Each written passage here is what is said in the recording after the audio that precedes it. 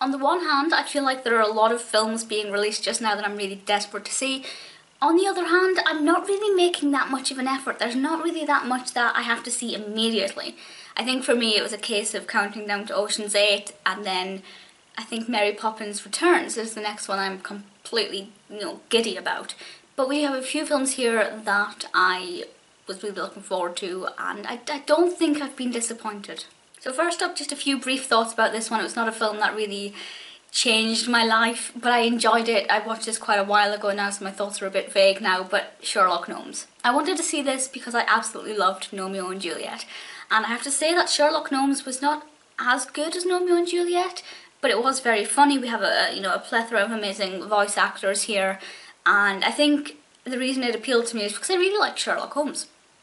I don't like Romeo and Juliet, but I did like Romeo and Juliet, so I don't know what that says about me. But Sherlock Holmes is a lot of fun, great laugh. Matt Lucas was particularly interesting in this one, or rather the voice of Matt Lucas was very interesting. If you are in the mood for a fun, family-friendly film, that is one that you can just stick on and not really pay that much attention, definitely recommend it. The second of the three is probably my favourite out of these three, but I want to save the last one to the end because it's the one that I think will generate the most discussion. Second though, we have Life of the Party, and I have to say this is a massively underrated film. Now on the one hand, I admit to being a little bit biased because I really love Melissa McCarthy, and to me she hasn't yet made a bad film. This one is a little bit different to a lot of the characters she normally plays because I feel like her character is a bit more sensible. Often with some of her films, for example The Heat and Identity Thief, she plays quite an outrageous character. In this one she plays a mother whose daughter is going off to college, and this mother is going through her own personal problems and decides that actually she'll go to college as well. She'll go and finish her education.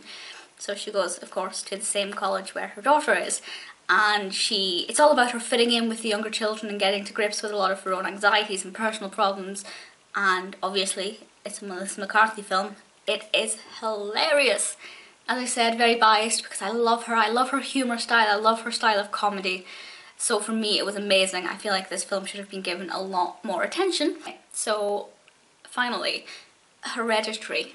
I don't know what to say, I don't know where to start, I don't really know how I feel.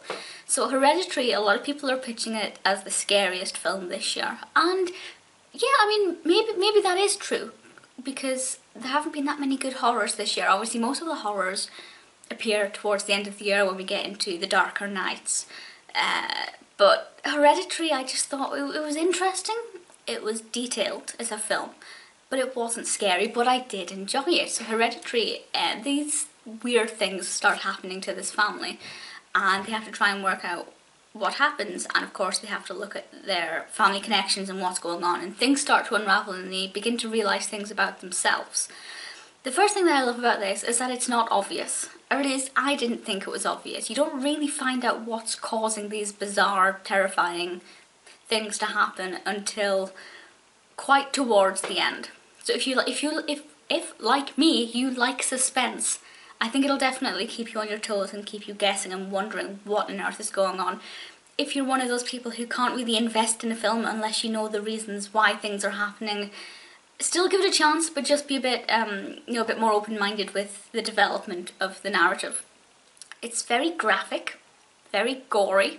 There are certain scenes where I thought, alright, that's a bit in your face. Not too much to handle, but more than I was expecting for this kind of film. Characters are fine. There wasn't really anybody who particularly stood out for me. As I said, the narrative has actually quite a really nice pacing to it. I think the graphic detail was what really made me enjoy it the most. Didn't find it scary, but if you are new to horrors, I think it could be quite an introductory film to the next level. So if you've done the basics like Halloween and things, where it's very kind of, obviously given the age of the films, they're not that intense compared to nowadays horrors, I think this would be a nice step up. So, Sherlock Gnomes, great laugh, nothing special. Life of the Party, hilarious, vastly underrated, but I'm slightly biased. Hereditary, I can see why people are enjoying it. I did enjoy it. I didn't think it was scary. At the moment, I really want to see Jurassic World, the latest one, but I've only seen the first two Jurassic Park films, so I'm trying to catch up as quickly as possible, but that will not be an immediate thing. Ant-Man, at the time of recording, is not out in the UK.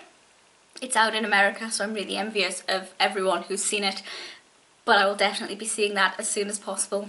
Mamma Mia 2 I think I will probably see because I surprisingly liked the first one, and I really like musicals. And yeah, as I said, Mary Poppins Returns is the one that I'm most excited about. As always, let me know if you've seen any of these films and what you think of them, and of course let me know what films you're most looking forward to, and I'll speak to you all soon.